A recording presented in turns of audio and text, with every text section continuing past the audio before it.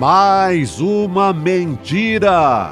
Bolsonaro vai ter que explicar para a Polícia Federal ordem para espalhar informações falsas em grupo de empresários.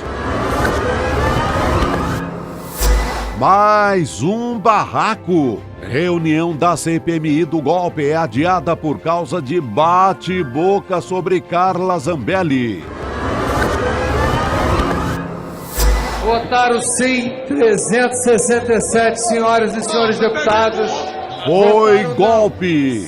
Justiça diz que Dilma é inocente no caso das pedaladas que acabou em impeachment. A história será implacável com eles, como já o foi em décadas passadas. Uma entrevista exclusiva com a deputada Fernanda Melchiona. E tem ainda os comentários e análises de Heloísa Vilela, Chico Alves e Guga Noblar.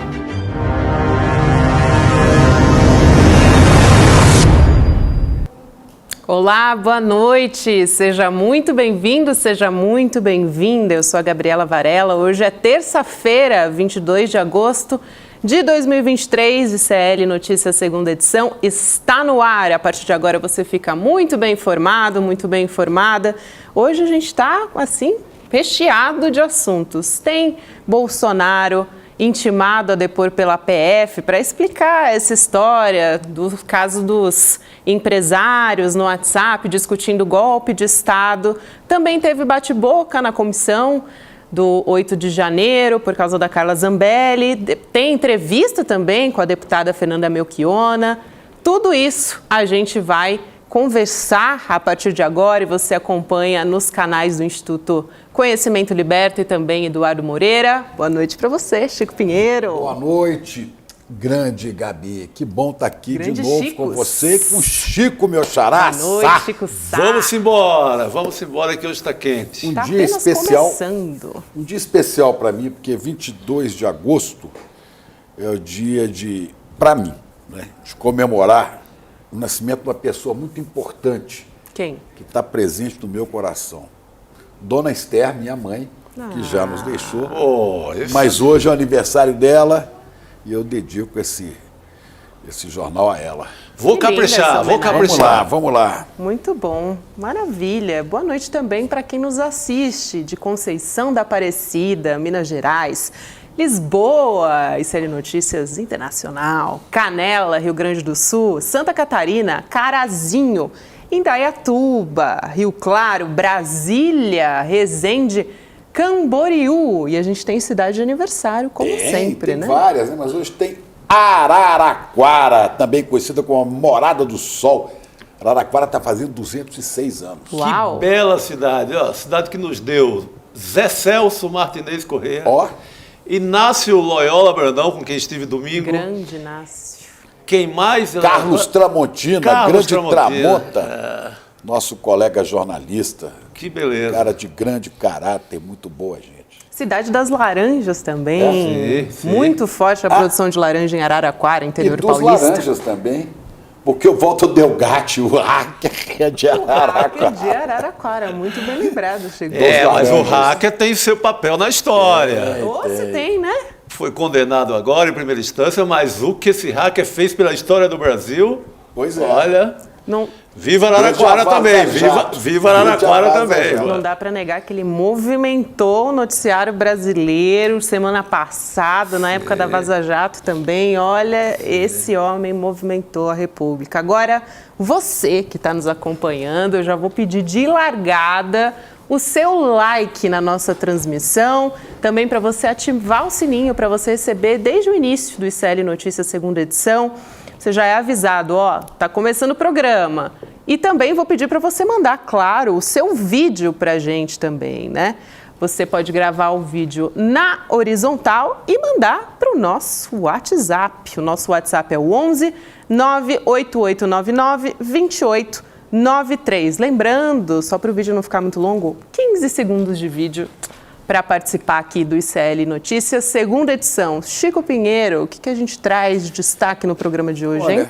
Eu vou Minhas irmãs e meus irmãos. Não sou Eduardo Moreira, né? Fala, meu irmão, minha irmã. Não, eu estou mais para... Meu irmão, minha irmã. Não, eu estou mais para um pastor mesmo, entendeu? Um pastor evangélico. Um pastor evangélico de verdade. Que busca a verdade na Bíblia. Eu falo isso que eu queria dedicar, inclusive, aos nossos irmãos e irmãs evangélicos. Alguns, inclusive, que, infelizmente, seguiram recomendações políticas eleitoreiras de falsos pastores ou de pastores mal informados. Vamos começar com o Evangelho de João, capítulo 8, versículo 44, que eu selecionei. Vós tendes por pai ao diabo e quereis satisfazer os desejos de vosso pai, o diabo. Ele foi homicida desde o princípio e não se firmou na verdade, porque não há verdade nele. Quando profere mentira, fala do que lhe é próprio, porque é mentiroso. Ele é o pai da mentira. Evangelho de João, capítulo 8, versículo 44. Como é atual, não é? Vós tendes por pai o diabo e quereis satisfazer os desejos de vosso pai. Ele foi homicida desde o princípio. E aqui, um dos filhos seguiu os caminhos desse pai e dizia desde o começo: o erro aqui foi que não mataram 30 mil, tinha que ter matado 30 mil, vamos fuzilar a petralhada. Ele era homicida desde o princípio. Não tomem vacina, isso é só uma gripezinha. Não tomem vacina. Tomem cloroquina, ivermectina. Isso é tudo uma mentira. Ninguém pega essa doença na rua, pega essa doença dentro de casa. Então, é só uma gripezinha. Ele anunciava a morte desde o princípio. Ele era homicida. Homicida e mentiroso. Filho do pai da mentira. Agora vamos tentar aqui levantar algumas, né? Desde falsificação de cartões de vacina, mentindo para alguém ao mandar falsificar, não é? Indicação de medicamentos ineficazes. Pois é, ou vai dizer que ele não mandou falsificar. O Mauro Cid, o seu ajudante de ordens, o coronel, falsificou por vontade própria. Agora vai jogar em cima do seu ajudante. Mais uma mentira, né? Vamos ver o que é mais que vocês lembram aí. Urnas eletrônicas não são confiáveis. Não são confiáveis. Imunidade de rebanho. Exatamente. População, a maioria das pessoas é imune ao vírus, Covid-19. Olha, deixa eu me lembrar aqui, só o site Aos Fatos, um site que faz checagem de declarações verdadeiras e falsas, no dia da mentira, 1º de abril do ano passado, Bolsonaro tinha 1.185 dias de mandato. Tinha proferido, segundo o site Aos Fatos, 5.145 declarações falsas, meu Deus, mentirosas. Está vendo como é que é atual o Evangelho de João 8,44? Ele disse, o governo comprou mais de 500 milhões de doses de vacina, mais rápido que outros países, tá ok? Declaração entre aspas dele. O governo brasileiro comprou mais de 500 milhões de doses de vacina, foi mais rápido que outros países. No tocante à Covid, mentira. Até o final de 2020, mais de 50 países já estavam fazendo vacinação. O Brasil, a primeira dose foi em janeiro de 21, precisamente no dia 17 de janeiro. As urnas não são confiáveis, as urnas são falsas. E não bastando esse tipo de declaração, agredia os ministros. Eu estou aqui no estado de São Paulo, o Estadão diz que é falso. Em mais de uma situação, Bolsonaro insultou os ministros Luiz Roberto Barroso, presidente do TSE naquela época, e até o primeiro semestre desse ano, Alexandre de Moraes, responsável por inquéritos que envolvem o presidente. E a gente lembra, no dia 7 de setembro de 21, na Avenida Paulista, Bolsonaro disse que não ia mais respeitar as decisões do STF.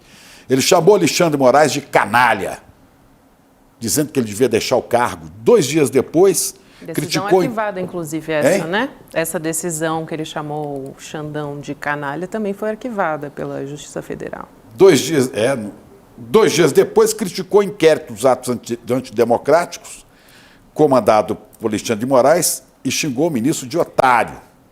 Depois, diante de apoiadores, no dia 21, no dia 7 de setembro mesmo, declarou que Luiz Roberto Barroso, ministro, era um imbecil porque defendia o sistema eleitoral eletrônico no país. Resposta de um imbecil. Lamento falar isso de uma autoridade do STF. É só mesmo um idiota para fazer isso. No dia 6 de agosto de 21, foi além e chamou Barroso de aquele filho da P, diante de apoiadores em Santa Catarina. Declaração transmitida ao vivo por sua conta no Facebook às 14 horas e 50 minutos de 6 de agosto de 21. Meia hora depois, ele apagou este vídeo. Então, a gente começar a lembrar, e não é só ele não. É o entorno todo, né? Todo. Eu ia chamar de apóstolos, mas aí é ferir. Não, é ferir demais. É porque eu peguei são o seu tom religioso. Os discípulos do diabo, né? Que seguem a pregação da mentira. O Acef Queiroz. Onde está o Queiroz? Ué, mas estava aqui em casa, eu não sabia. Né? Há um ano? Há um ano. Isso é o Acef. Tem outra. Nunca vi, não sei nada de joias, de relógio. Mas o senhor foi lá recomprar. No outro dia eu recibo ali. O recibo está aqui, ó. É o mentiroso. Associou Bolsonaro às vacinas ao vírus, HIV. Sim. Gravíssima Nossa, história. essa é muito... As máscaras também de proteção, associou com pneumonia bacteriana. Olha, ele era homicida desde o princípio. Ele anunciava, tem que matar, tinha que ter matado. A Revolução, golpe de 64. Aí, mandando tirar a máscara. Né? Tinha que ter matado 30 mil. Tira a máscara. Isso não pega, não. Tira a máscara. Este homicida, e isso vai ficar provado, é responsável por centenas de milhares de mortes neste país. O Evangelho de João diz que o pai da mentira é homicida. Não é? O professor João Carlos César Rocha, que tem estudado a questão da guerra cultural no bolsonarismo e a gestão inteira, a simbologia da gestão do Bolsonaro, ele fez uma pesquisa, o verbo mais citado pelo Bolsonaro é eliminar, verbo eliminar, o que bate totalmente com a questão aí da mentira e da eliminação do outro, do adversário político. Mas elimina as árvores, os bichos, os pobres, os mais frágeis, eliminar. Os comunistas. Não pedi e não recebi nenhum presente. Eu, nada. Não pedi. Não mandei vender, não mandei esconder. Tem nada a ver com isso. Vacina. Agora o filho dele, Sim. que disse que não tinha se vacinado, o Carlos Bolsonaro, esse vereador do Rio de Janeiro. Sim, que comandava o gabinete do ódio dentro do Palácio do Planalto. Espalhando o quê? Mentiras. Fake news.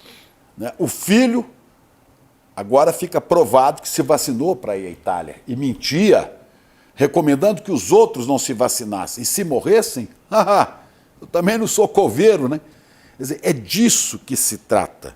E todos que vão se aproximando, inclusive ficando em situação difícil, como o advogado César Bittencourt, advogado de Mauro Cid, que diz uma coisa um dia para a revista Veja, no outro dia desmente, no outro dia diz mais não sei o quê.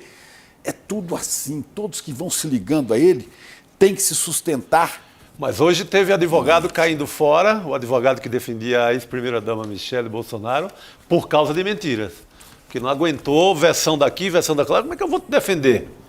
Agora a família Bolsonaro quer unificar os unificar advogados, né? Uma versão, porque cada dia uma história, o advogado, que linha eu posso adotar? Pô, a joia era daqui, era dali, não era de ninguém. O César Bittencourt diz assim, não, eu posso dizer o que eu quiser. Um dia eu digo uma coisa, outro dia eu digo outra, as datas não batem. Todos trabalham com a mentira, de alguma maneira com a mentira. E agora, Depois de tudo isso, hoje aparece mais uma informação, que num grupo de WhatsApp, PR Bolsonaro 8, que diz que ele tinha vários celulares, aparece ataques ao STF, ao TSE, dizendo que as urnas não eram auditáveis, que a eleição seria fraudada. Mandou pelo menos para um grupo onde estava Meyer Nigri, um fundador da construtora Tecnisa, e pediu para ele repassar ao máximo o que foi feito. É disso que estamos falando, de mentiras. E agora, quer mentir na própria aparência, né? Pois é, nem o sorriso agora. Vamos ver primeiro a mensagem que a nossa produção colocou. Mensagem de Jair Bolsonaro para o empresário Meyer Nigri. Isso à democracia dos 3 ministros do TSE e do STF faz somente aumentar a desconfiança de fraudes preparadas por ocasião das eleições. O Datafolha infla os números de Lula para dar respaldo ao TSE por ocasião do anúncio do resultado eleitoral. Repasse ao máximo. É fake.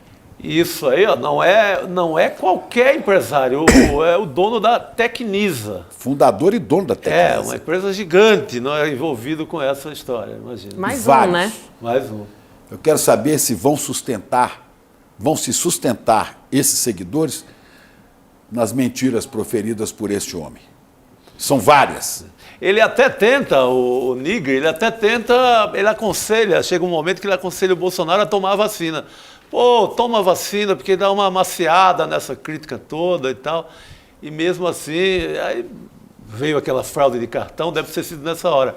Mas o empresário pelo menos fez essa boa ação de aconselhá-lo a tomar a vacina, para dar um exemplo. E o Carlos Bolsonaro, como o Chico disse, Chico Pinheiro, tomou, né? Tomou. Outubro de 2021, tomou as 2 doses. Agora se tomou ou não. Tem um cartão de vacina dizendo que ele tomou, mas é falso.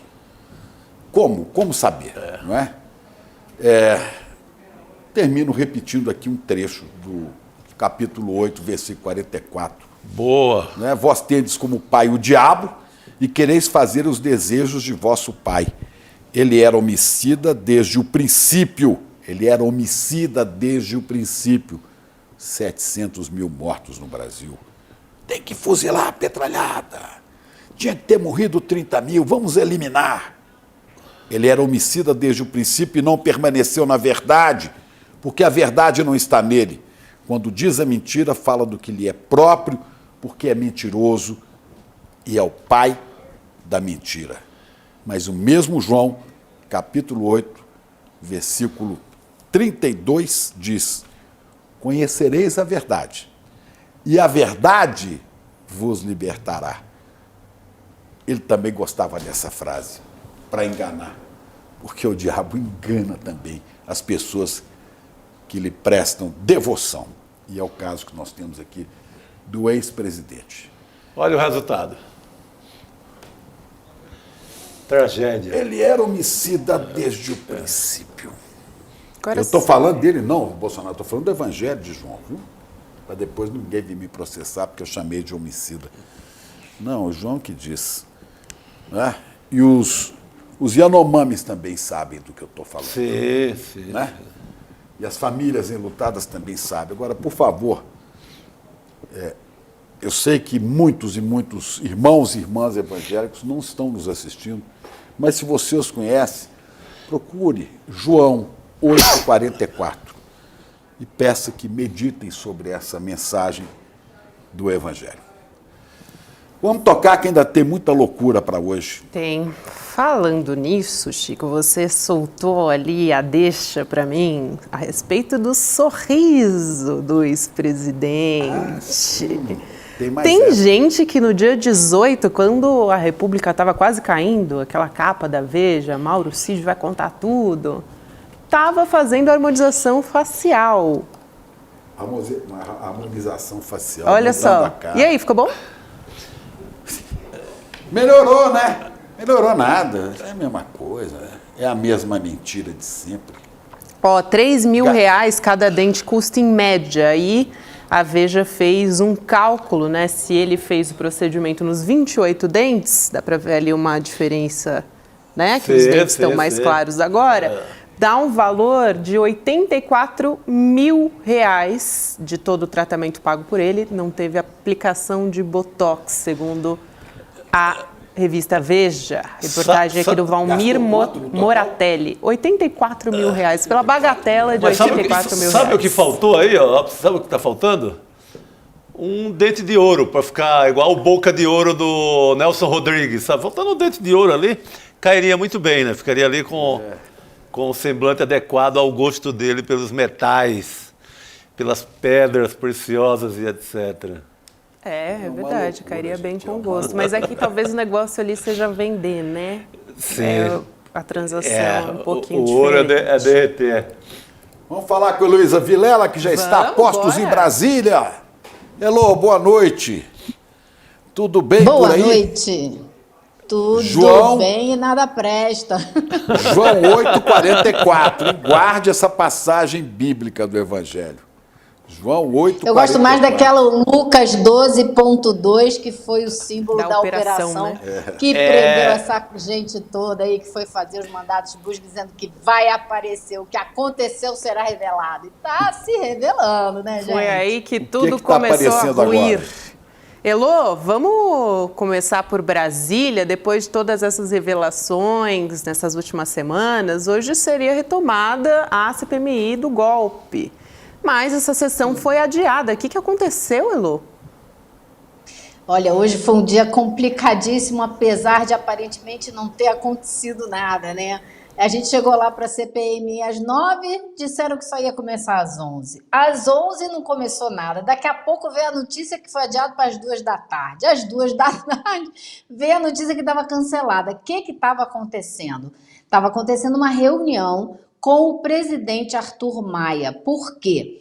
Para você votar requerimentos e decidir que requerimentos iam entrar na pauta. E o Arthur Maia fica fazendo o jogo do isentão, né? Ele é o isentão, ele vai dar uns requerimentos para a bancada governista e vai dar uns requerimentos para a bancada oposicionista. Acontece que a bancada governista tem o maior número de votos e já não aguenta mais a narrativa dos bolsonaristas dizendo, tentando sempre até hoje, depois de tudo que já apareceu, tentando dizer que essa confusão, esse quebra-quebra, a invasão da sede dos 3 poderes foi coisa de infiltrado para jogar a culpa depois nos bolsonaristas. Então eles já estão por aqui com essa historinha e resolveram botar mesmo uma moral na história e disseram não, então a gente não vai aceitar acordo nenhum de requerimento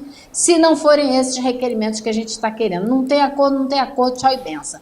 E aí cancelaram porque é preciso de um acordo. Acho que o deputado Rogério Correia é que explicou bem essa história, acho que daqui a pouco a gente vai ouvir, mas foi uma queda de braço para forçar o presidente da CPMI a sair de cima do muro e tomar uma atitude mais clara em favor de uma CPMI que realmente investigue o que aconteceu no dia 8. Olha, falar de Carla Zambelli, né, não precisa nem convocar muito, não, para saber se ela incentivou atos golpistas. Basta pegar esta declaração que ela publicou logo depois das eleições. Deixa eu mostrar aqui, Elô. Eu tinha separado esse vídeo aqui para você ver o que é. Carla Zambelli, né? Ela você está falando isso porque um dos requerimentos é chamar a Carla Zambelli para depor, né? Que deu problema, Esse é um dos requerimentos que está na lista e foi um dos que deu problema. Mas outros deram problema também, né? Porque a CPMI quer ouvir novamente o Mauro Cid, quer a quebra do sigilo bancário telemático do Bolsonaro, da Michele Bolsonaro. Então, tem uma série, mas o da Zambelli deu um quebra-pau entre a relatora Elisiane Gama e o Marco Feliciano, que se levantou, começou a gritar com ela, botou o dedo na cara dela, ela não leva desaforo para casa, então o entrevero foi complicado. Depois, diz ela foi às mídias sociais, esculhambar, porque ele, na hora, parece que pediu desculpas e depois foi para o Twitter descascar a Elisiane. Ela, para variar, novamente não leva desaforo para casa e desmascarou ele na internet mesmo. Então, o clima foi bem complicado, a treta foi braba. A gente tem o vídeo da Carla Zambelli que ela gravou? Logo depois das eleições. Vamos ouvir bem o que ela diz, olha aí. A gente está sem som, que tá mas acontecendo agora hoje, sim. 29 de novembro, perante o mundo e perante os próximos anos. E pergunto aos senhores, dia 1º de janeiro, senhores generais 4 estrelas, vocês vão querer prestar continência a um bandido ou à nação brasileira? Não é hora de responder com carta de se dizendo apartidário. É hora de se posicionar. De que lado da história vocês vão ficar? Do lado da história que é implantar o comunismo e tirar as nossas liberdades? Ou do lado da história dos brasileiros que estão clamando, salvem as nossas almas, diante dos quartéis generais? Como é que chama mesmo isso, hein, gente? Golpe? Incitação ao golpe, incitação à intervenção militar, é isso que se chama. Incitação à ditadura militar. Em nome de comunismo, das mentiras de sempre. Lugar para essas horas a cadeia. Salvar almas na frente dos quartéis. Senhores generais de 4 estrelas, é uma coisa absolutamente ridícula. Depois sai com arma na rua. Sabe, eu fico assim, como é que não, pode? Não é só ridícula, né, Chico? Não é só ridícula. Porque essa é uma parlamentar que foi eleita e está defendendo rasgar a Constituição, né? Que foi o que lhe deu o direito a estar no parlamento. Então, ela não só não pode estar no parlamento, como ela tem que ser presa. Tem que ser presa e excluída da convivência política. Não pode esse tipo de pensamento querer conviver com democracia. Democracia não tolera e não pode tolerar aqueles que querem destruí-la. É simples assim. Né? Não, gente que está aí por conta do voto democrático. Chegou ao Congresso por causa do voto, pois é. É que o voto é só quando convém, né? O próprio Bolsonaro dizia isso. Foi, né? Não foi, as eleições não foram verdadeiras, mas eu fui eleito. Sim. Ou então, não, se Lula ganhar, aí não valeu. Aí o voto não valeu. Se eu vencer, aí tudo bem. Só vale pro meu lado. É isso. Agora, e o que ficou resolvido, afinal, do caso da Zambelli aí na CPMI? Ela vai depor, não vai depor? O que vai ficar disso? Não, então, a gente não sabe, porque os requerimentos não foram votados, não teve votação de nenhum requerimento. Hoje, simplesmente, não teve sessão, porque não houve acordo. Né? A gente vai colocar a gente tem uma sonora do Correia, do Marcos Correia explicando. A gente tem, Elô, essa sonora, só para explicar, né? O deputado Rogério Correia, do PT de Minas Gerais, ele falou sobre a necessidade de novas quebras de sigilo em função dos áudios do Delgatti, que a gente também vai passar daqui a pouquinho, para o pessoal entender essa história. Mas a gente vai chamar agora o vídeo do deputado Rogério Correia. Vamos assistir. Do ponto de vista nosso, alguns são fundamentais. A quebra de sigilo do Bolsonaro e da Michele, bancário, fiscal, telemático, telefônico, até porque a Polícia Federal já fez isso. E o presidente Jair Bolsonaro, o ex-presidente, ele é investigado, não só aqui, mas ele é investigado no STF. Mas não existe garantia nenhuma a respeito de que requerimentos entrarão na pauta para terça-feira. Nós esperamos que esse entre. Se ele não tiver fugido até a próxima reunião terça-feira, seria bom reter o passaporte dele. Como o presidente não colocou em pauta, nós estamos fazendo um abaixo-assinado dos deputados e deputadas, senadores e senadoras, para que o Supremo Tribunal Federal resolva esse problema por lá e já retenha o passaporte do ex-presidente Jair Bolsonaro, porque em Goiás ele deu nítida impressão de que uma possibilidade era a fuga dele com a esposa. Nós queremos que seja o Mauro Cid ouvido de novo, aliás, ouvido, porque ele não falou nada aqui.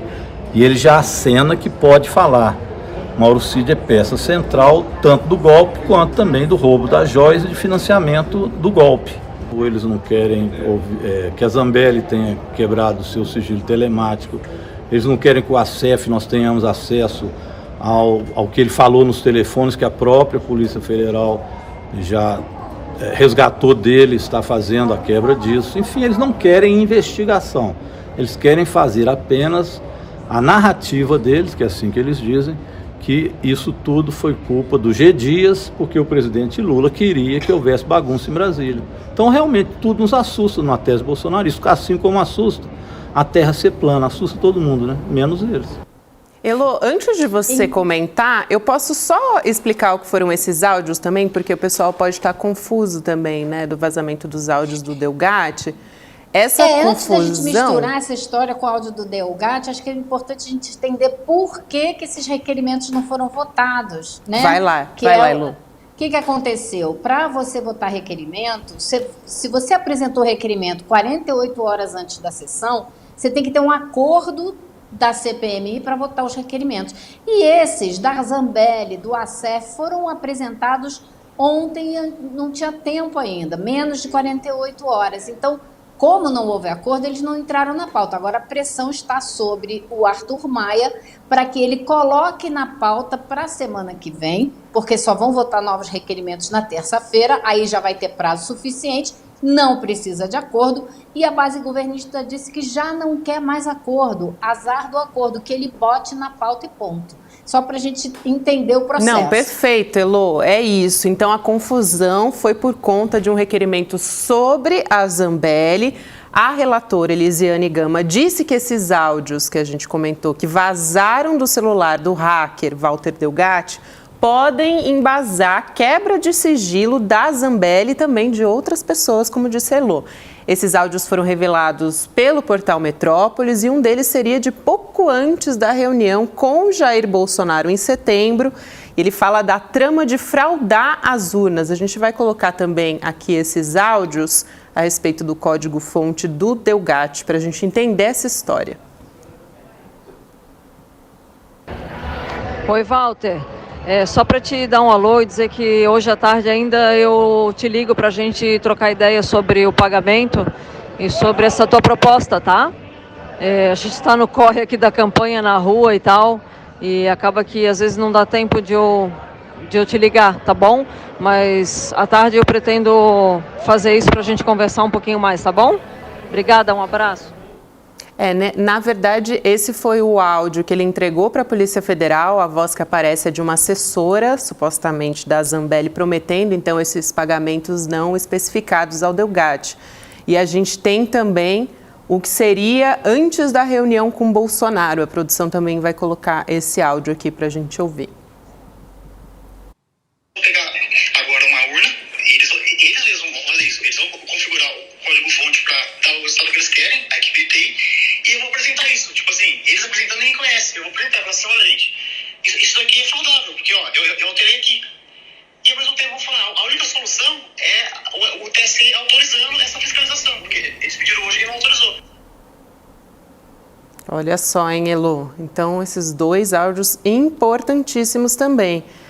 Esse que a assessora fala sobre pagamentos, a gente não sabe, né? Mas tudo indica, pelos últimos desdobramentos envolvendo o Delgatti e a Carla Zambelli, que seriam os pagamentos da Zambelli ao Delgatti pelos serviços que ela convocou ele a prestar, né? É isso. Que dificuldade navegar nesse mar de mentiras, de trampas, de tentativa de enganar. Trapaças, etc. Não é de trapaça. Polícia Federal tem feito um grande trabalho. E esse áudio, ele fecha ali a ligação, né, tem a promessa de pagamento. Como se faltasse ainda elementos, né, Lu? Porque tem muita coisa, muita prova. Tem a própria família do Bolsonaro, fala que o Bolsonaro recebe o hacker por conta de um aconselhamento da Carla Zambelli. Então, a novela está muito amarrada nesse sentido. Eu acho que esse áudio da assessora tem uma coisa muito importante, que é a colocação do áudio no tempo. Ela fala, estamos no corre da campanha. Então, deixa muito claro de quando que era essa conversa, que isso é muito importante também, para determinar o que estava acontecendo. Esse outro áudio do Delgatti já é mais complicado, porque ele não tem nenhuma referência de tempo, né, de quando foi feito, se foi uma conversa com alguém, com quem foi, a gente não sabe. Então, para uma pessoa muito desconfiada, pode dizer até que ele gravou isso depois, para entregar como uma prova. mas esse outro não. E vai fechando um quebra-cabeça, amarrando quem conversou com quem. Você chamou atenção, Chico Sá, para uma coisa que eu acho que é super importante. No dia do depoimento do Delgatti na CPMI, a família Bolsonaro em peso foi para as redes praticamente confirmar o fato dele ter estado com o Delgatti e da Zambelli ter levado o Delgatti para a presença do Bolsonaro. Eles não precisavam confirmar isso, mas eles confirmaram, dizendo que não teve nada demais, que foi um encontro tranquilo para discutir as urnas. Ora, número 1, confirmaram a história, pelo menos o começo da história. E número 2, disseram que foi para conversar sobre urnas eletrônicas. E aí tem um terceiro ponto, que é um agravante seríssimo, que Delgatti já era um réu, já era considerado uma pessoa que cometeu crimes e foi convidado para conversar com o presidente da República no Palácio da Alvorada. O que por si só já é um tremendo de um absurdo, né? Só isso já fecha tudo, toda a história. Agora, Elô, é muito importante, como disse o deputado Rogério Correia, essas novas quebras de sigilo, né? Porque olha só o que a gente já teve até agora e imagino que ainda pode vir por aí, né, Elô? Com certeza, é preciso ouvir as gravações, as conversas, as trocas de mensagens da Carla Zambelli, porque isso vai determinar direitinho até onde ela estava envolvida com essa história de levar Delgatti para simular urnas eletrônicas com problemas. Eles estavam combinando uma simulação de fraude, gente. Olha que maluquice, né? Um crime. Então, é importantíssimo quebrar o sigilo da Zambelli. É claro que os bolsonaristas não querem, porque isso vai colocar o Bolsonaro no centro dessa fraude. Vai colocar essa fraude no colo do Bolsonaro, como arquiteto incentivador dessa ideia absurda de tentar mostrar que existia fraude nas urnas eletrônicas. Elô, vamos continuar seguindo aqui com os assuntos, porque você também tem outras informações importantes, inclusive sobre Alagoas e Arthur Lira. O senador Renan Calheiros, ele entrou com uma representação no Conselho Nacional do Ministério Público contra o promotor Givaldo de Barros Lessa.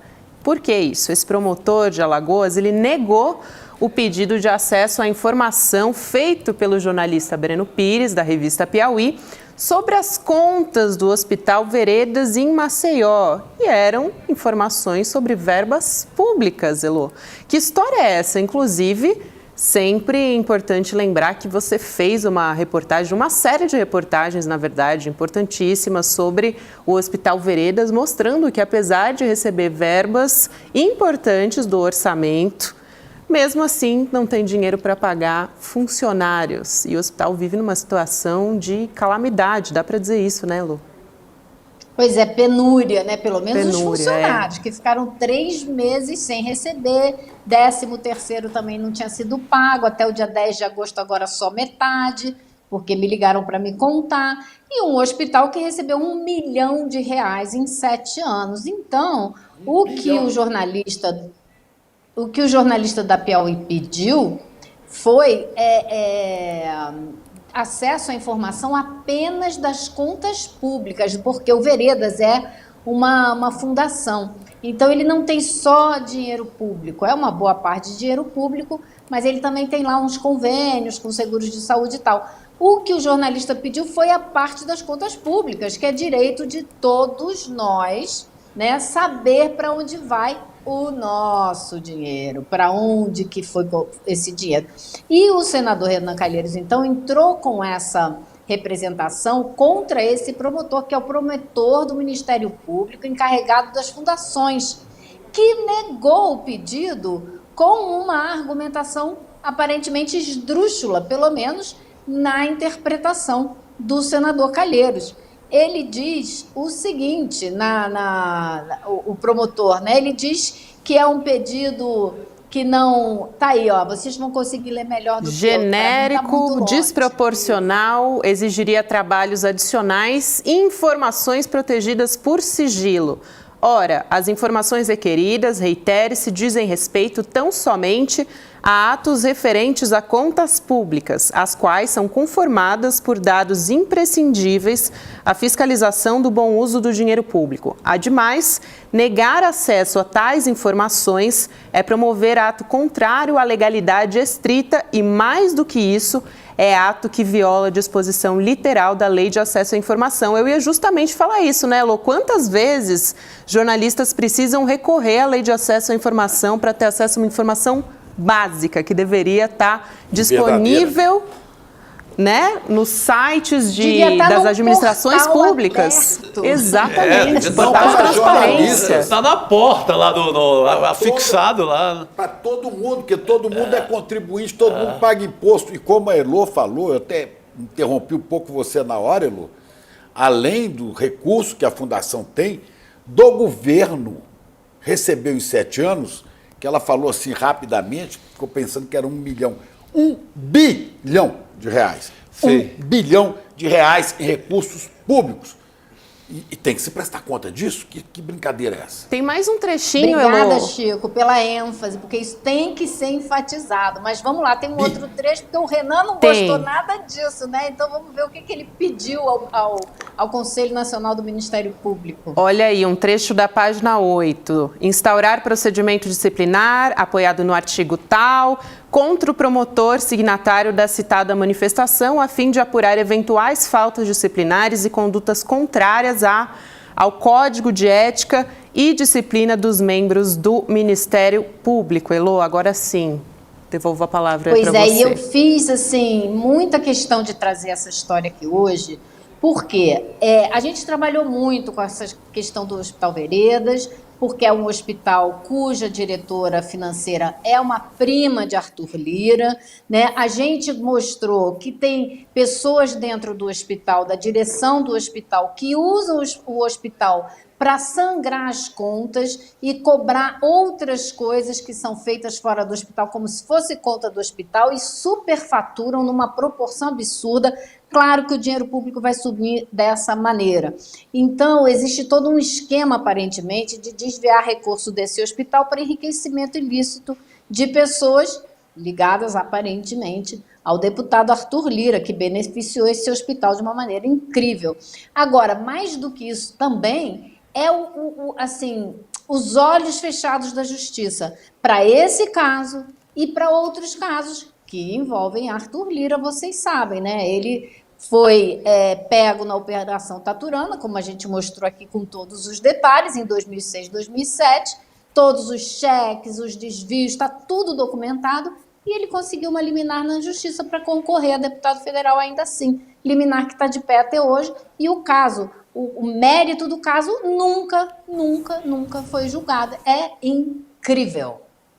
E é importantíssimo a gente ter acesso a esses dados do Hospital Veredas para a gente entender o que está acontecendo. Como que um hospital recebe verbas altíssimas e não consegue pagar funcionário? Sim, o que me admira muito é o papel do Ministério Público, que não só nesse caso, mas a partir do Aras e até o promotor de vários estados, como o Ministério Público tem embarreirado tudo que é investigação no Brasil. O Ministério Público Federal, o Aras, o procurador, o Aras e a doutora Lindora. Eles embarreram e eles não veem. Parece que não aconteceu nada. Inclusive relacionado ao Lira. É impressionante. Ao Lira. Exatamente. E vem mais coisa aí, vocês vão ver, não vou contar, não vou dar spoiler, mas vem mais coisa aí que envolve também os olhos fechados do Ministério Público lá de Alagoas. Aguardem-me. Ai, Heloísa Vilela, boa. já plantou aqui a sementinha da curiosidade da fofoca. Vamos esperar que em outubro agora o Aras sai, que as coisas avancem no Brasil e que o Ministério Público retome, né, o seu papel. Não o papel do Ministério Público na Lava Jato, em conluio com o Moro, mas o velho Ministério Público Federal. Aquele do seu povo de pertence. Aquele que a Constituição de 88 dá poderes e poderes. Que é o fiscal da lei, fiscal da Constituição, e aquele que zela pelo interesse público, pelo interesse coletivo, inclusive o interesse difuso. Que eu acho que, inclusive, prisão de Bolsonaro, essa Procuradoria-Geral da República seguraria no momento. Então, outubro será um bom mês para o Brasil nesse sentido. Heloísa Vilela, um beijo grande para você. Obrigada mais uma vez por estar aqui com a gente. Sempre importante sua participação, você trazer esse assunto importantíssimo para a gente. Até amanhã. Até amanhã, pessoal. Bom programa. Obrigada, Elo. Bom trabalho. Boa noite, a gente vai chamar o Guga Noblar agora. Também tem muito assunto. Guga, boa noite para você. Bem-vindo. Boa noite. Boa noite, Gabi. Boa noite, meus queridos chicos. Boa noite para essa audiência maravilhosa.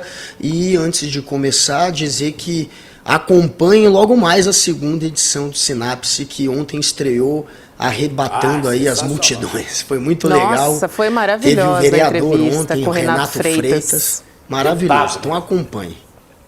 Deputado estadual, foi vereador. Aliás, também. desculpa, agora ele é deputado, ele era vereador, isso. Exatamente, uma história importantíssima aí para a nova política. Bela entrevista, bela largada. Hoje tem Jean Willis. Depois eu trago mais detalhes. Né? Mas já ficou spoiler aqui para quem está com vontade. Olha lá. Jean Willis hoje com Roberta Garcia, nossa Hobbs, e o César Calejon. Grandes. Tem mais. E, Guga, falando em tem mais, hoje a Polícia Federal intimou o ex-presidente Jair Bolsonaro a prestar depoimento na investigação sobre o caso dos empresários, né? Aquela história em que eles discutiram o golpe por mensagem de WhatsApp, e o depoimento já deve acontecer no próximo dia 31, então tá aí já, né?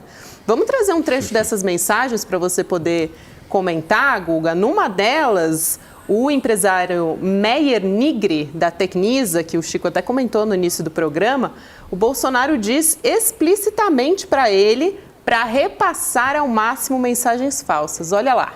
Mentira! Mensagem de Jair Bolsonaro para empresário Meyer Nigri, junho de 2022. O ministro Barroso fez peregrinação no exterior sobre o atual processo eleitoral brasileiro como sendo seguro e confiável.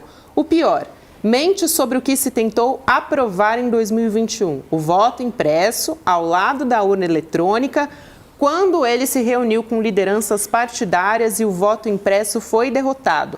Isso chama-se interferência. Primeira parte da mensagem de Bolsonaro. Segunda parte, a gente tem também para trazer, também para o empresário Meyer Nigri, da Tecnisa. Todo esse desserviço à democracia dos 3 ministros do TSE e do STF faz somente aumentar a desconfiança de fraudes preparadas por ocasião das eleições. O Datafolha infla os números de Lula para dar respaldo ao TSE por ocasião do anúncio do resultado eleitoral. Repasse ao máximo, ênfase no repasse ao máximo. Essa é a ordem, esse é o mantra, repasse ao máximo. É o pai da mentira mandando, né? É o pai da mentira mandando, Guga.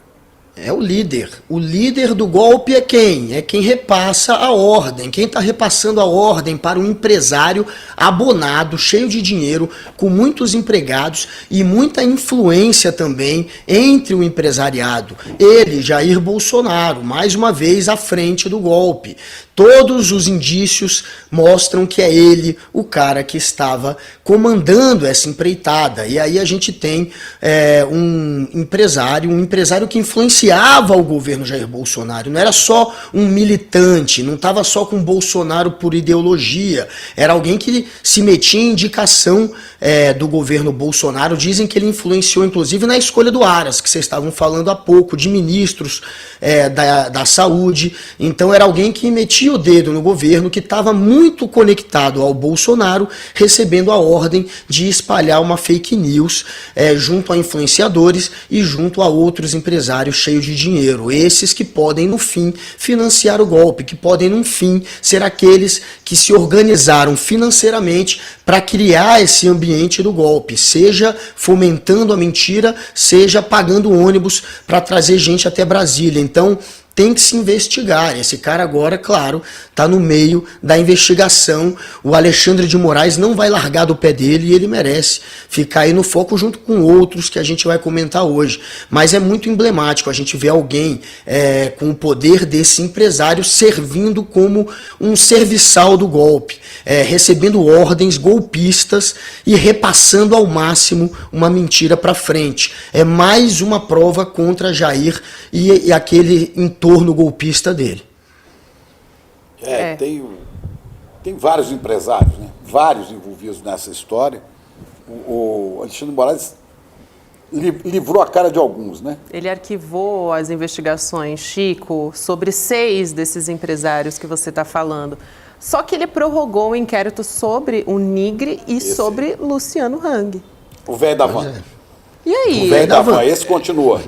E aí, Guga, por que isso A estratégia acontece? dele é correta, assim, eu acho que ele não perde tempo, se não fecha, o cara, o empresário, pode até ter uma foto, evidência de que ele apoiou o Bolsonaro, que deu algum dinheiro aqui e lá, mas se não tem o papel, se não tem a prova, se não quer, vamos em 2. Tem 2. Pode ter feito o empresário, vários deles, né? Como do Coco Bambu, por exemplo, né? Essa coisa aí, Madeiro, né? Fizeram campanha para Bolsonaro, apoiaram e tal, mas não está provado que eles fizeram. Vamos no certeiro, vamos lá. Esse aqui tem nota, esse aqui conversou comigo, com o Bolsonaro, esse aqui tem nota, tem áudio e tem todo o roteiro. Vou pegar esse aqui, tem 2, são 2 graúdos.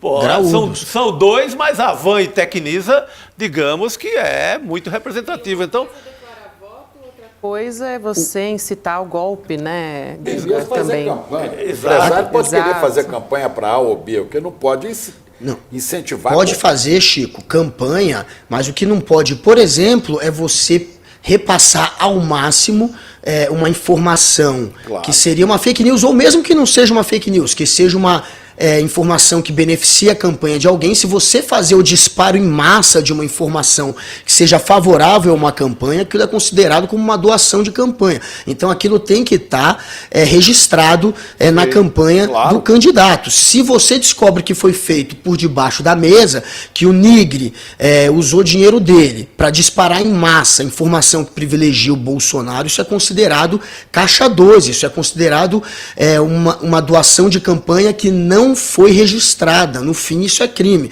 Então, como o Nigre assume que disparou mensagem, tem que ver se ele incorreu nesse tipo de crime de disparo em massa, e também mostra que ele furou a bolha, que ele não estava só dentro daquele grupo de WhatsApp, que ele estava atuando em outros grupos para espalhar desinformação. Então isso também é ruim para ele. Já contra os outros, o Afrânio Barreira Filho, que acabou agora absolvido, o José Isaac Pérez, o José Cury Júnior, todos esses outros que faziam parte do grupo de WhatsApp, eles foram considerados pelo Alexandre de Moraes como pessoas que só conversaram entre eles sobre um golpe, que não furaram a bolha, que não influenciaram ninguém fora do grupo. Então, por isso, eles estão fora agora da investigação. Mas contra o Nigre, tem ele assumindo que disparou, e contra o Luciano Hang, tem o fato dele não ter deixado os investigadores acessarem o celular. Ele não repassou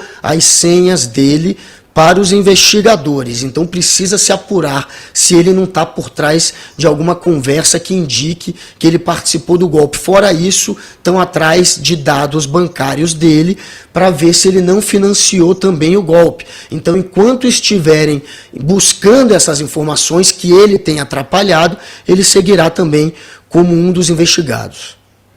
Agora, o Guga, por falar em fake news, o advogado do tenente-coronel Mauro Cid, o ex-ajudante de ordens de Jair Bolsonaro, o César Bittencourt, então, criminalista, tem um encontro marcado com o ministro do Supremo, Alexandre de Moraes, na próxima quinta-feira. Ele estava tentando uma agenda com o ministro responsável pelo inquérito das milícias digitais, porque justamente atinge o Mauro Cid, né, Guga? Pois é, ele precisa de alguma maneira tentar entender mais ou menos numa conversa com o Alexandre qual é a linha que é melhor ele seguir para conseguir diminuir a pena do Mauro Cid. Ele sabe que do jeito que estava, o Mauro Cid seria o culpado de tudo e seria, portanto, uma pena muito maior, que também poderia levar à cadeia os familiares dele, que também estão no foco da investigação. Tanto a esposa dele, de alguma maneira, é citada, quanto principalmente o pai dele, que foi quem recebeu o dinheiro para repassar para o Bolsonaro, e também ajudou no leilão. Tem a foto dele, enfim, aquela emblemática foto que ele reflete na imagem. Então, para tentar aliviar para a família dele e tentar descobrir qual é o melhor caminho, tem que ter essa conversa. O caminho que ele, pelo jeito, vai seguir é aquele de dizer que o Mauro Cid agiu sob comando. Quando você tem esse argumento de estar agindo sob comando, isso é usado para atenuar a pena. E aí, claro, o principal culpado passa a ser quem deu a ordem. Então, a estratégia parece ser, de alguma maneira, complicar o lado do Bolsonaro, fazendo com que pelo menos ele assuma que deu a ordem. E aí você vê o Bolsonaro mudando também de estratégia e de alguma maneira assumindo que pegou as joias e que achou que poderia revender. Tudo que ele disse ao contrário no passado, agora ele está mudando exatamente para convergir com essa linha de, em algum momento, poder assumir que ele deu. Sim, eu dei a ordem de vender porque eu achava que eu poderia fazer isso. Então ele tem que assumir em algum grau isso, até para bater com a defesa do Mauro Cid. Eles não estão ainda em conflito, as duas defesas começam a atuar junto, mas o que parece é que o Mauro Cid, a defesa do Mauro Cid, deu uma apertada no Bolsonaro e o Bolsonaro teve que ceder e aceitar que pelo menos deu a ordem. Essa que vai ser a estratégia pelo jeito, mas dizendo que achava que era uma ordem legal, o que é uma cascata patética, já que a gente tem vários momentos do Bolsonaro dizendo que não poderia vender a joia e toda a maneira como ela foi trazida, levada para fora e vendida em leilões fora do Brasil já indicam que foi tudo feito sabendo que era um crime que estava sendo cometido, e também tem as conversas dos assessores do Marcelo Câmara e do Mauro Cid confirmando que sabiam que era ilegal. O diabo é que é tudo mentira, eles mentem o tempo todo e não dá tempo, Chico, Guga e Gabi, não dá tempo de combinar a mesma mentira para todos. Então cai em contradição e vai ficando mais difícil, porque agora, por exemplo, ontem a gente deu essa notícia, que o ministro Alexandre de Moraes proibiu as visitas do general Cid, o pai, que também está metido nessas acusações de crime, com o filho, que está preso. Não podem mais se encontrar. O celular do pai está apreendido. Olha quanto rolo.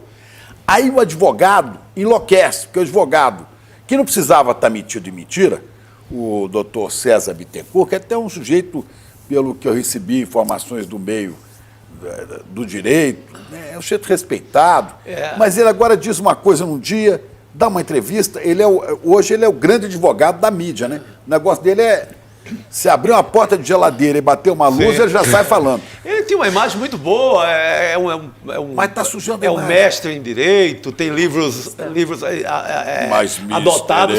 Mas a forma como ele se apresentou na mídia foi muito trabalhada, né? Olha, Mr. M de mentira, porque é o seguinte, ele disse que não sabia. É Mr. M. Essa é ótima. Mr. M. Ele um dia disse que não sabe quem é o advogado de Bolsonaro. Depois, mas o senhor conversou com ele? Não sei quem é. Depois ele admite que conversou. Depois ele diz, não, conversei hoje de madrugada. Depois o outro diz, não, conversou foi ontem à noite.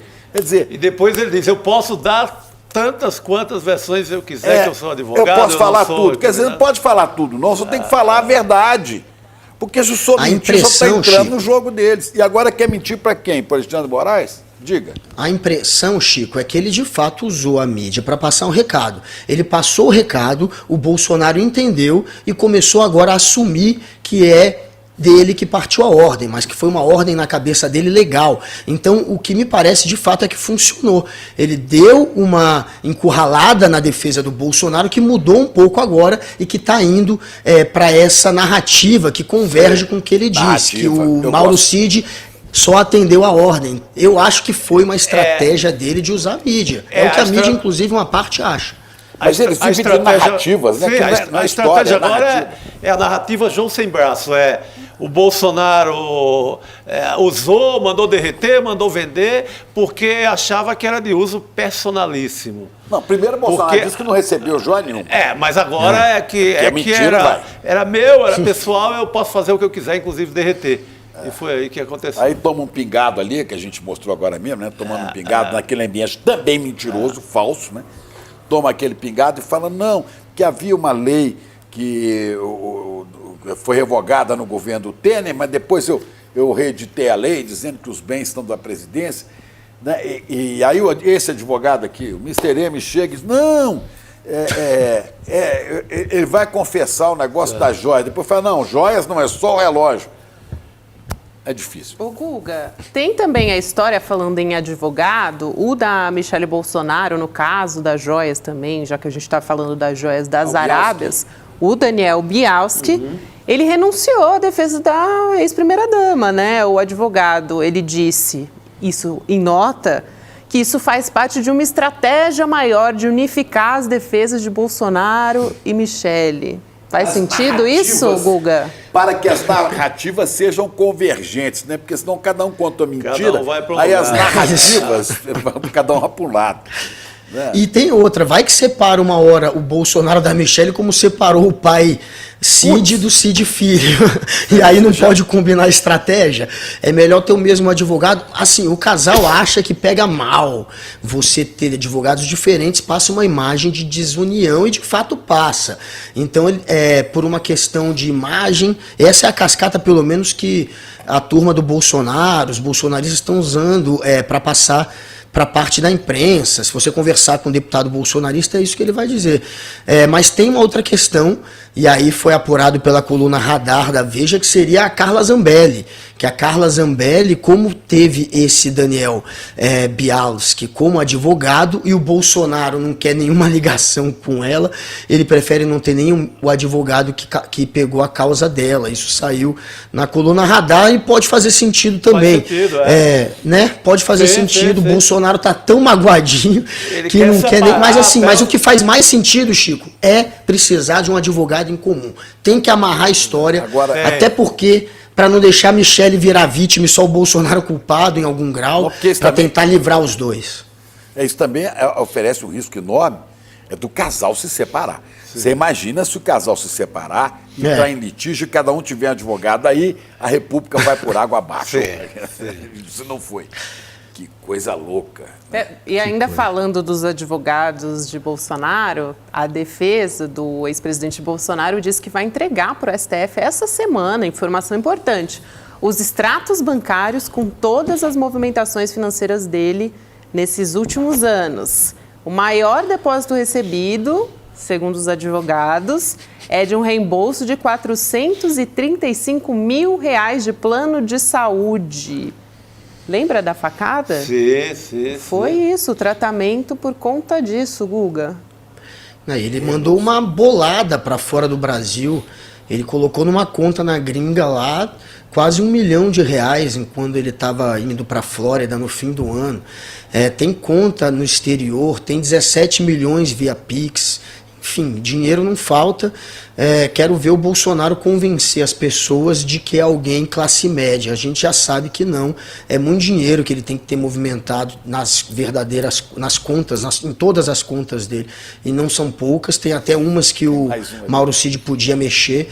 Mas, enfim, a estratégia deles é tentar, de alguma maneira, colocar o Bolsonaro como alguém que está entregando para a justiça dados, informações, sigilos, para colocar ele como alguém que seria transparente, que é tudo que ele não é, né, gente? A gente sabe que tem muita coisa aí que ele vai ter que explicar. Cada vez que você vai puxando uma conta nova ou que você vai achando um celular novo dessa turma, é uma nova denúncia que surge. Inclusive, esse novo depoimento marcado agora para o dia 31 será simplesmente o 5º depoimento na Polícia Federal de Jair Bolsonaro em 8 meses. Não tem nem 9 meses ainda esse ano. Vai chegar a 9 meses e é o 5º depoimento de Jair Bolsonaro. Ele não vai sair da PF este ano. E tem os 17 milhões de Pix. Sim, não, e não adianta aí é coisa para melhorar a imagem ali, uma tentativa de estratégia de advogado, dizendo que vai entregar tudo. Não adianta, o que vai valer vai ser o listão do COAF e da quebra de sigilo bancário. Eu fico imaginando como é que vão ficar essas pessoas que, como mariposas ao redor da luz, como dizia a dona Irã Barbosa, cercavam o Bolsonaro. Inclusive aquele pastor que apareceu agora mesmo ali, é o Malafaia, né? Sim. Como é que esse pessoal vai ficar a hora que tudo isso ruir para valer? A hora que vier a luz a luz, né, de todos a verdade do que foi isso aí. Que coisa terrível. É difícil, né, Chico? Porque tem uns que, com o que a gente já tem hoje, já era para esse pessoal ter pulado fora desse barco. O barco já naufragou, e naufragou com Malafaia e com outros dentro. Ele pode sair, mas ele já está lá submerso, ele já afundou junto. E eles não saíram depois de pandemia, eles não saíram depois daquelas histórias das vacinas que poderiam ser compradas a preço muito mais caro da Covaxin. Eles não saíram depois de diversas denúncias, eles não saíram depois de golpe de Estado. Por que será? E não sairão agora, eu acho, sabia? Nem no meio de joia e de roubo. O sobe o som do medo e delírio em Brasília. Por que Por que será? Por que será que não saíram? Por que continuam amarrados a Bolsonaro, hein? Guga, um beijo pra você, querido. Me despedir Gabi, aqui de você. meus queridos Chicos, até amanhã. Até Tô de olho aqui esperando o Sinapse. Tamo juntos. Boa, garoto. A gente também. Boa noite. Ansiosamente, aguardando pelo Sinapse, mas antes você fica aqui junto com a gente, né? O Sinapse hoje tem uma curiosidade histórica, porque o Jean Willis é muito ligado à questão do foi golpe ou não foi golpe, e hoje, como tem a notícia de que foi golpe, muito golpe demais, vai ser mais interessante ainda essa conversa. Importante ouvir o Jean Willis nessa. Agora, eu quero trazer uma boa notícia. Você quer falar antes, Chico? Porque um Chico é pouco, 2 é bom e 3 é melhor ainda. Eu não sei, pode tocar. Tem mais um aí, rapaz? Meu Deus do céu. Verdade. É muito Chico. Mas antes de vir outro Chico com a gente, eu quero dar uma boa notícia. Novos cursos chegando aqui no ICL. Amanhã a gente tem uma estreia maravilhosa, gente, para quem é fã de sociologia, gosta de estudar sociologia. Às 11 horas da manhã estreia o curso Pierre Bourdieu, Introdução a uma Sociologia Crítica, com o professor e doutor Gabriel Peters. Para estudar com o ICL, você pode acessar icl.com.br. E para quem gosta de filosofia também, a gente tem um convite imperdível no dia 31 de agosto, uma quinta-feira, às 8 horas da noite. Gente, olha só, Marilena Chauí, uma das maiores intelectuais brasileiras hoje, vai estar ao lado de Edu Moreira para dar uma aula magna de filosofia. Olha isso, o evento é aberto, dela gente. Chama Pra Que Filosofia, né? Sensacional. Mas tem que saber para que filosofia, senão você não entende isso que está acontecendo. Parece que é novo. Exato. Tudo isso que a gente está vendo, nada. Os gregos já sabiam disso há muito tempo. Para que filosofia? Marilena Chauí vai dizer. Aula imperdível. Doutora honoris causa pela Universidade de Paris, conceituadíssima. Nossa, se a gente for falar o currículo da Marilena Chauí aqui, a gente vai ter que ficar o programa inteiro falando. Agora, gente, olha só, um curso desse aberto, mas vagas limitadas. Então, é importante que, se você quer assistir essa aula, você tem que garantir agora a sua vaga, e é muito fácil. icl.com.br/N2. Você acessa lá e garante a sua vaga às 8 horas da noite, dia 31. Vamos continuar agora, chamar o terceiro Chico? 2 é bom e 3 é melhor ainda. Chico Alves. Tem Chico Alves, Chico Sá, Chico Pinheiro, uma chicaiada, né? Ainda tem o Papa, tem o Boa. Boa noite. Boa noite. Boa noite, querido. Boa noite, Gabi. Mais uma vez o equinócio, a primeira vez que o equinócio acontece com a Gabi no programa, hein? Equinócio é esse aqui, né? Eu tenho que quebrar um pouco o clima de Chicos, né, aqui do ICL Notícias. É dose para cavalo, é cavalar. Vamos lá. Equinócio de inverno. Vamos embora. Equinócio de inverno. Bom demais ter o Chico aqui com a gente. E como disse Chico Sá, porque aqui agora eu tenho que dar sobrenome para todo mundo, senão fica uma salada, né? Então, como disse Chico Sá, a gente teve uma decisão hoje do Tribunal Regional Federal da Primeira Região arquivando uma ação de improbidade contra a ex-presidente Dilma Rousseff no caso das pedaladas fiscais. Para quem não se lembra, foram as acusações que embasaram o processo de impeachment de Dilma.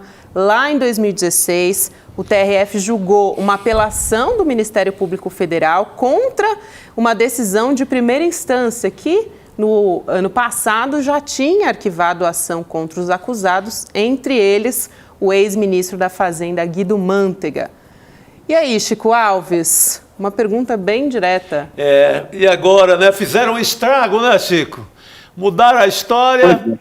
Meu Deus. Uma frase da Dilma, Era mentira. Ela disse o seguinte... Era fake, era falso, não tinha pedalada nenhuma. Ela disse o seguinte quando ela saiu no discurso: a história será implacável com eles. Essa é a frase, né? Foi implacável, Pois é, Chico?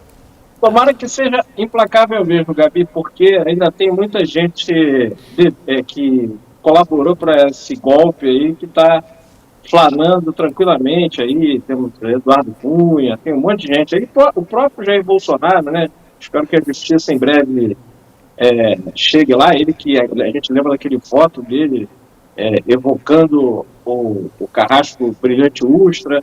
Tem muita gente que colaborou para esse golpe que ainda está por aí. Tomara que realmente a história seja implacável. Mas aí a gente pode dizer, se é que alguém tinha dúvida, quer dizer, muita gente finge que tem dúvida, né? Mas a gente diz agora com o jamegão da justiça que foi golpe. Agora não tem como dizer que não foi golpe. Apesar de que nas redes sociais, que são aquela terra de tretas infindáveis, né? Tem gente lá tentando resistir e dizendo, não, mas o STF, inclusive um colega jornalista, argumentando que o STF deu o beneplácito, então se passou pelo STF, é porque ele não tá sabendo de nada, ele não sabe o que diz, porque na verdade o presidente do STF na época, que era o Ricardo Lewandowski, participou do processo de impeachment somente para aquela participação ali é para checar a forma. O processo foi eminentemente político, não foi julgado o mérito da tal pedalada fiscal, não foi julgado pelo STF, ele está muito enganado. Foi sim uma aberração política que foi cometida, que eu conversei antes de entrar aqui, eu estava conversando com um amigo, Walter Mairovich, o grande jurista, que ele lamenta, ele constata e lamenta que a legislação brasileira para o impeachment seja tão permissiva, né? Realmente uma legislação que permite que os políticos, uma maioria de parlamentares que se veja incomodado, chateado com o presidente, escolha lá um pretexto qualquer e diga que é crime, vote isso politicamente, esse assunto vai correr na justiça, e depois a justiça, muitos anos depois, como foi o caso de Dilma, vai dizer que aquele pretexto alegado não era crime, mas aí o estrago já está feito.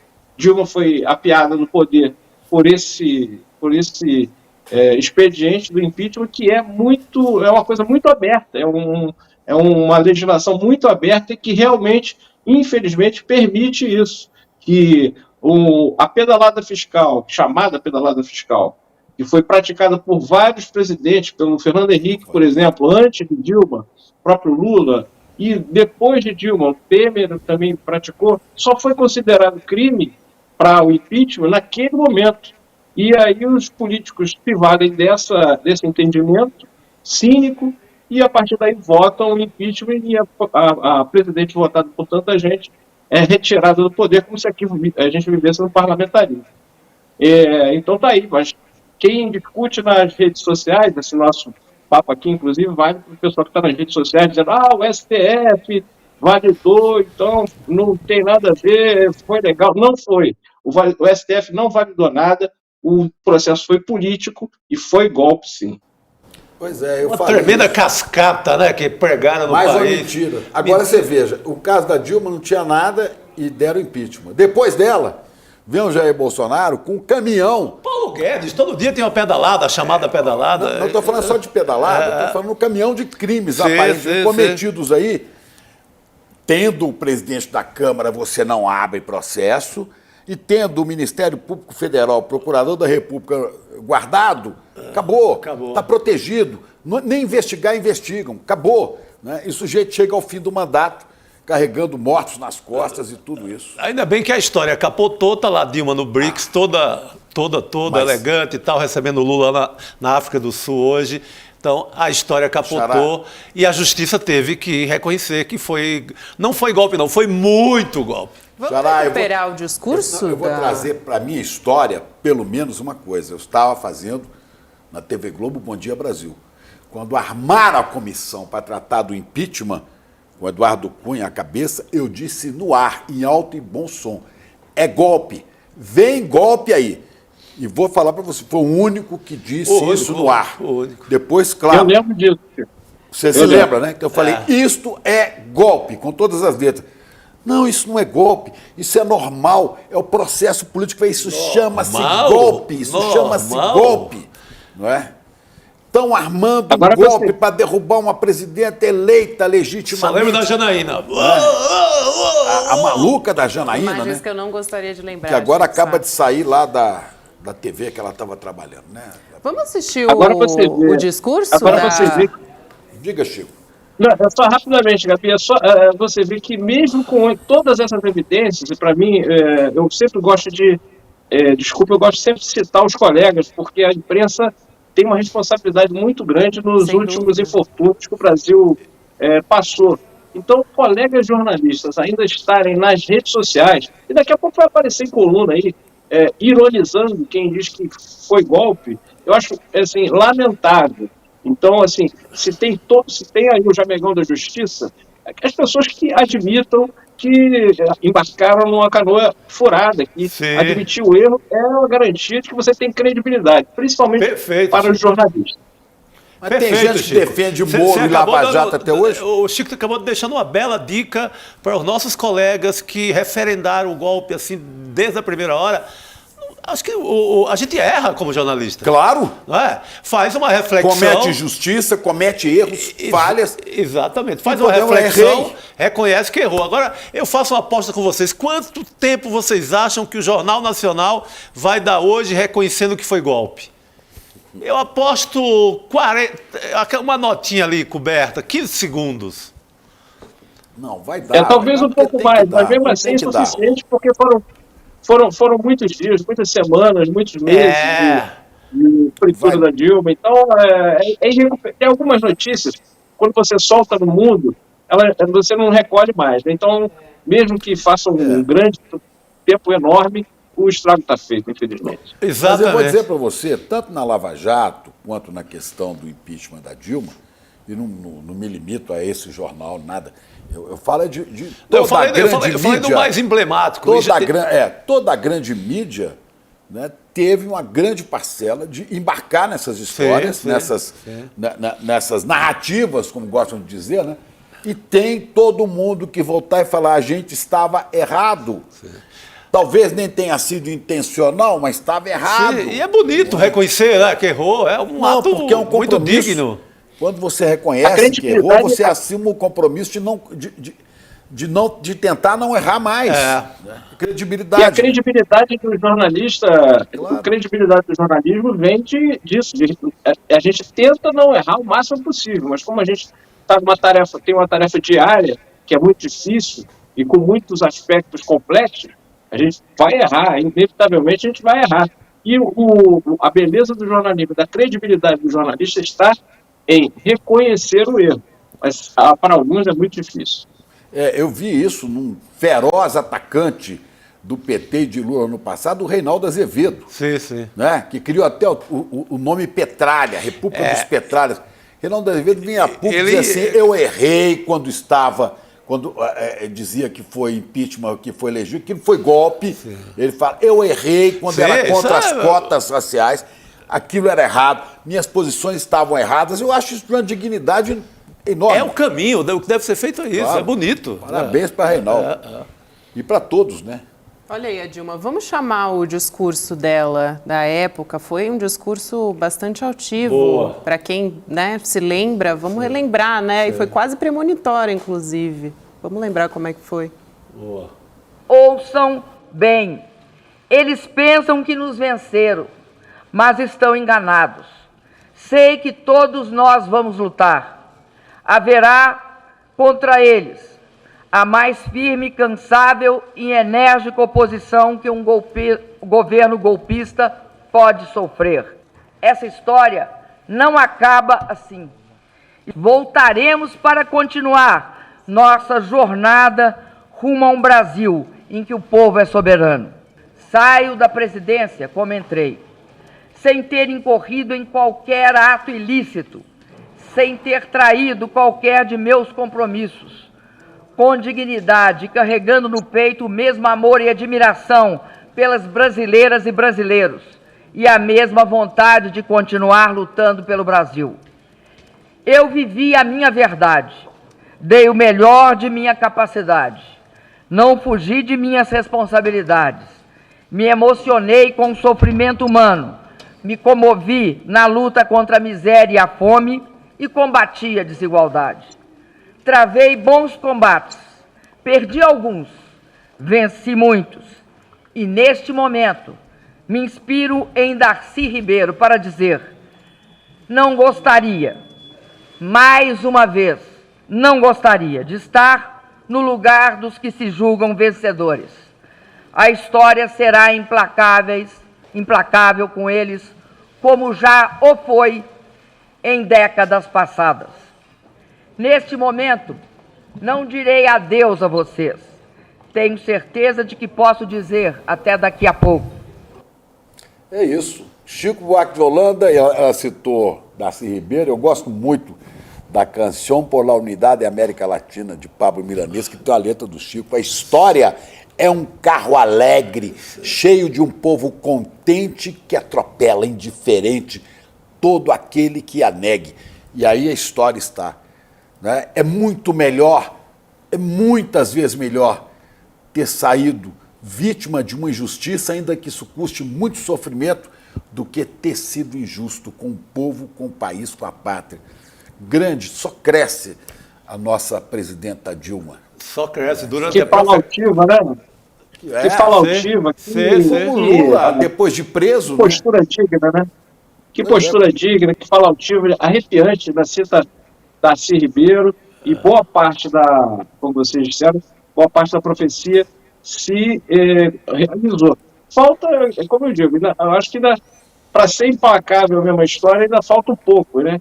A gente tem o Temer passeando por aí, dando uma de conselheiro, volta e meia aparece fazendo gracinha no Instagram com motivos da Barbie, coisas que tais. Eu acho que alguns ainda faltam pagar pelo que fizeram. Romero Jucá, por exemplo, é lobista, agora passeando por Brasília, então acho que ainda falta alguns serem chamados pela história para pagar o que estou devendo. Inclusive esse senhor golpista aí, ó, que participou nos bastidores do golpe, né? Aquele que, primeiramente, fora Temer, não podemos esquecer. Exatamente. O temerário. Exatamente. Não, que agora veio com gracinha no dia do lançamento do filme da Barbie, ali fazendo uma graça, um trocadilho, uma coisa. Mas se vestiu de Barbie? Pegou tão mal que ele correu e apagou. Porque o carisma ali é meio negativo. Não dá, né? Para vampiros passar por Barbie. Passar-me-ia por Barbie, para usar mesóclise. Exatamente. Passar-me-ia, se não... negócio. Querendo entrar na caixa da Barbie. A sua caixa é outra, viu, Temer? Faltam alguns aí, estão soltos por aí, e ainda lépidos e fagueiros aí, a história, mas o tempo... A gente ainda está no tempo, né? Ainda tem tempo para eles... O contrário, o destino a revisão só começou, a revisão histórica só começou. Esses vampiros, né, que chuparam o sangue dos brasileiros, vão passar a história com a sua devida cara. Sabe, no futuro, quando as crianças estudarem a história do Brasil, vão saber que foram traidores, que participaram de golpe, que tentaram ludibriar, que provocaram mortes, que trouxeram sofrimento para a pátria. Um dia pagar nozão. Vamos continuar falando desses personagens do passado recente do Brasil. A gente tem uma notícia da Juliana Dalpiva, do UOL, escreveu hoje que interlocutores do presidente Lula avaliam que é cada vez maior a possibilidade do advogado-geral da União, Jorge Messias, assumir uma cadeira do STF. O novo ministro, ou ministra, a gente ainda não sabe, do Supremo, vai entrar na vaga de Rosa Weber, que está se aposentando em outubro, daqui a pouco. Detalhe, lembrando, Messias foi o assessor de Dilma Rousseff, ele era o Bessias. Bessias, era ele. Lembra da conversa grampeada por Sérgio Moro entre Lula e Dilma? Exato, citado ali em todos os telejornais, o Bessias. Agora, Chico Alves, o Messias, ele é evangélico, tem tido um diálogo com as bancadas religiosas. Você pode trazer um perfil para a gente de quem é ele, além de ex-assessor de Dilma?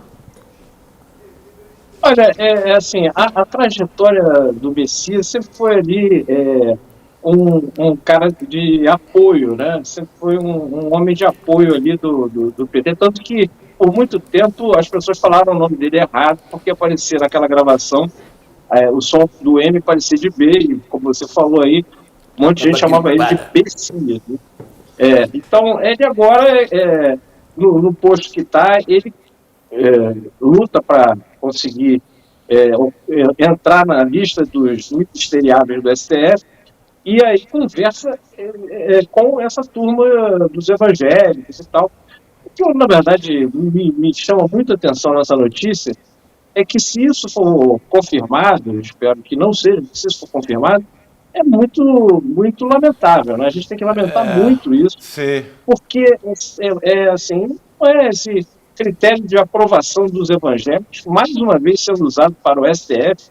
Seria um erro muito grande do presidente Lula se seguir esse tipo de indicação e esse tipo de usar esse tipo de aprovação entre evangélicos para indicar alguém para o STF. Criticamos tanto o Bolsonaro por isso, como fez com o André Mendonça. Por que a gente vai fazer diferente no caso do Messias, se é assim que está se desenvolvendo o processo?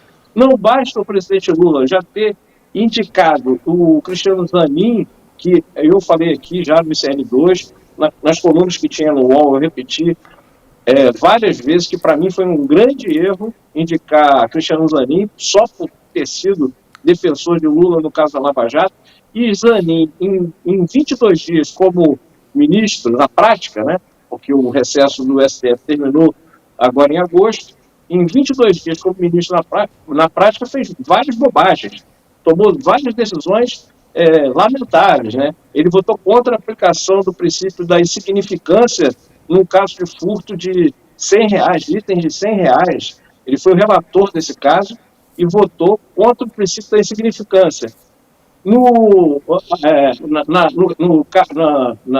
Na causa, na reivindicação para se reconhecer como ofensa, as ofensas contra os LGBTQIA+, como injúria racial, ele foi o único que votou contra.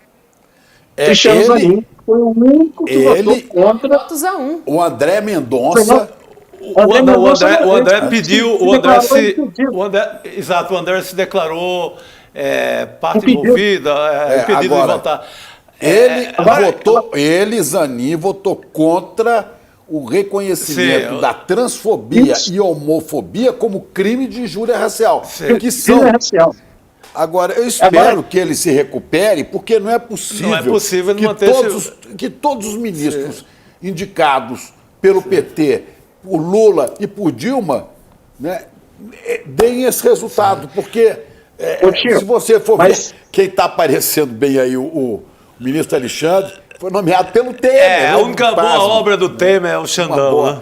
Né? O ministro Gilmar, que acertou muitas coisas, foi nomeado por Fernando Henrique. Tem esse caso anterior também, esse foi muito grave, né, de negar que a ofensa contra os LGBTQIA+, seja considerada injúria racial. Teve esse caso em que ele relator votou contra a aplicação do princípio da insignificância num furto de itens de R$100. Isso tem sido com grande frequência, o STF tem se debruçado sobre casos com esse tipo de produto de roubo insignificante, e o Zanin votou contra, sendo relator. E tem mais. Ontem, né, se não me engano foi ontem, o STF discutiu se o advogado pode atuar num caso em que um parente seu seja o juiz. Zanin e mais 6 ministros do STF votaram a favor. Ou seja, a mulher de Cristiano Zanin vai poder trabalhar num caso, que é advogado, que está no escritório de advocacia em que ele trabalhava, que era dele, vai poder trabalhar em um caso em que Cristiano Zanin seja o ministro, o juiz. Então, são 3 decisões para lá de equivocadas, que ele, em 22 dias, ele conseguiu tomar. Esse é o indicado por Lula, e agora essa possibilidade do Messias seria mais um erro. Eu acho que acabou. Eu acho que o Messias não emplaca, porque dentro do próprio PT ele é minoria nas especulações no momento. Eu acho que vai ser mulher. Deveria ser uma mulher preta, uma mulher negra, brasileiríssima e por aí vai. Então vamos abrir espaço para uma mulher preta, brasileira, brasileiríssima, que veio no Sinapse junto com César Calejão. Boa. Chico Alves, um beijo para você. Roberta Garcia e Calejão chegando na área. Boa noite. Mais, Chico. Boa noite. Só para deixar registrado, gente, amanhã, 3 horas da tarde, a gente tem o Provocação Histórica com o Lindener Pareto, nessa quarta, então, com a filósofa Márcia Tiburi, que vai falar sobre o lançamento do novo romance dela, Com os Sapatos Aniquilados, Helena Avança na Neve. E agora, vamos para o Sinapse, com Roberta Garcia, César Calejão e o ex-deputado federal Jean Willis. Hoje, promete. A gente está de volta amanhã. Boa noite, Chico Sá. Boa noite, Chico Pinheiro. Boa noite, Sinapse. É porque o Sinapse chegou. Vambora. Tchau. Vambora. Até amanhã, gente. Tchau. A nossa aula, as 5 lições fundamentais para se investir corretamente, cumpriu o seu papel. Dezenas de milhares de pessoas aprenderam em 5 lições super simples a deixar de cometer vários erros e também a cometer acertos para poder investir de uma maneira muito mais segura e muito mais correta. E claro, fazendo assim, conseguir obter resultados muito mais rápidos e muito mais consistentes. Se você perdeu essa aula, eu tenho uma notícia muito boa para você. Um monte de gente estava pedindo para a gente liberar o replay da aula. E a gente liberou o replay da aula, um tempo muito limitado, muito curto, mas você pode, se clicar agora nesse link, assistir essa aula. E eu acho que você vai ficar muito feliz, muito satisfeito de ter tido essa oportunidade de assistir o replay, que você vai obter um conhecimento ali que vai fazer muita diferença na sua vida. Chame seus amigos e amigas para participar e assistir também. E no final da aula, fica atento que eu preparei uma surpresa para todo mundo que assistiu e eu acho que você vai gostar bastante dela. Um abraço e boa aula!